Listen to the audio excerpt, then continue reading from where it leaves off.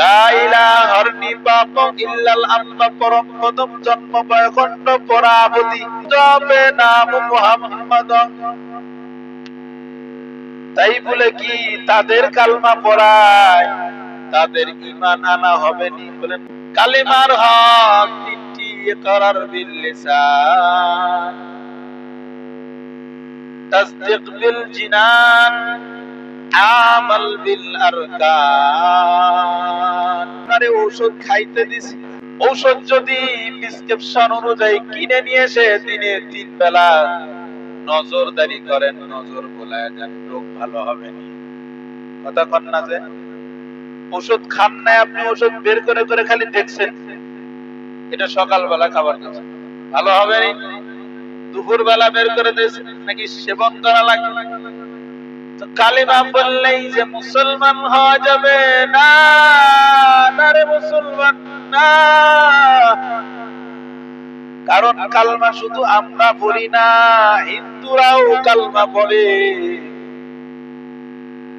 আমরা যখন মানুষ মৃত্যু শয্যায় শায়িত হয়, মুমূর্ষ অবস্থায় সামনে পিছনে বয়ে বয়ে কালেমার তালকিন করি, পড়ো সবাই লা ইলাহা ইল্লাল্লাহ মুহাম্মাদুর রাসূলুল্লাহ।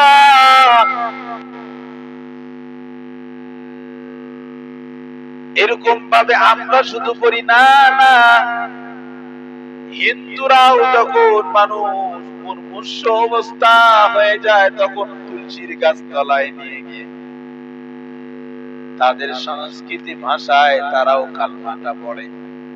লা ইলাহার নিপাপ ইল্লাল আল্লাহ পরম পদম জন্ম বয়খণ্ড পরাবতী জপে নাম মুহাম্মদ।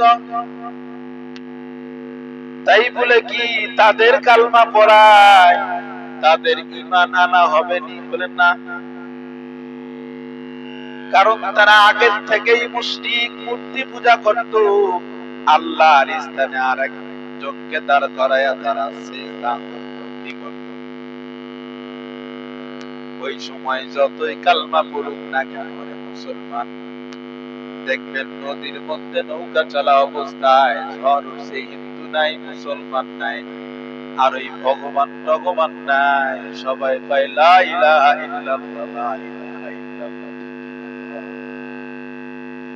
তাই বলে কি তারা নাজাত পাবে না? না, আমরা মুসলমান কালমা পড়লেই কি নাজাত পাবো? বলে কালমা পড়লেই শুধু নাজাতের রাস্তা খুঁজে পাওয়া যাবে না। বলে কি করা লাগবে? কালেমার হক তিনটা। কয়টা?